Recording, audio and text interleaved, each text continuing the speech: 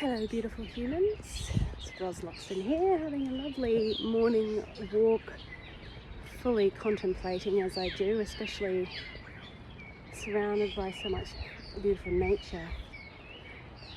And I just had this thought, or this kind of concept pop into my head around the pressure that we put on ourselves.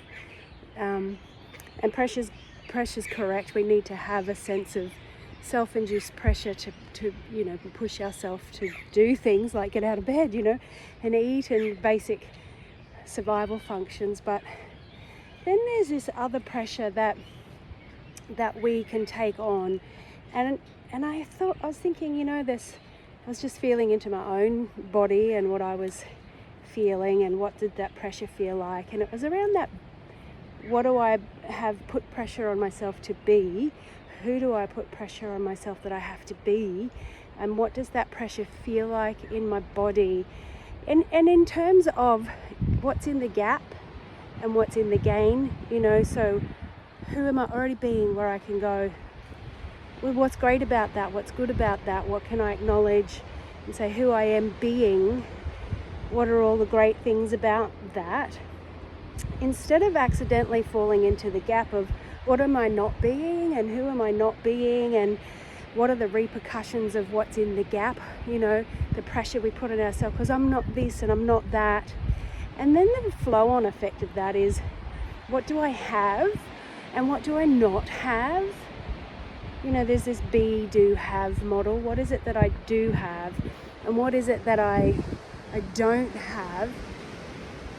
And there's that gap and gain again, like what's in the gap, what don't I have, and how much pressure do we put on ourselves around what we don't have in all the ways,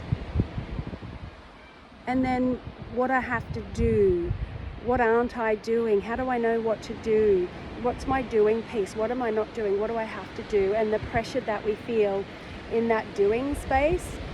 And I really was contemplating, wow, just as I was walking along, contemplating what it feels like in my whole psyche and in my whole body, the pressure that I put on myself, like it's driving force pressure, which obviously keeps us evolving and growing and breaking through into our next levels of being better and better humans.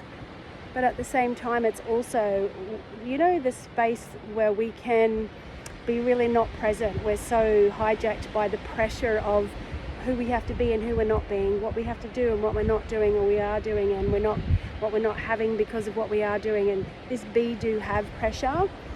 And I just wanted to share the concept of becoming present with it. What does that feel like in your sense of self? The pressure of I have to be someone, I have to do something, I have to have something, and I haven't got it, and I really have to have it or be it or do it, or just that pressure, which, as I said, is an evolutionary necessary pressure. But where does the pressure start to hijack us and take us away from who we really are meant to be and how we really could possibly be just experiencing each moment, and having a better balance with the pressure and the presence, So I just inviting myself to let go of the pressure as an exercise and go, I'm just going to just let go of it all. I don't have to be anything. I don't have to do anything. I don't have to have anything.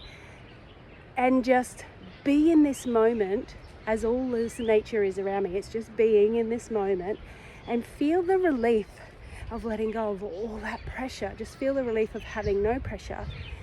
And then maybe decide how you're going to allow that pressure to come back, with this real conscious awareness of it, as opposed to this sort of habitual, non-conscious addiction to, responding to the pressure. Anyhow, I'm just sharing that with you, and hope that brings you some sort of insight and breakthrough, and have an awesome day.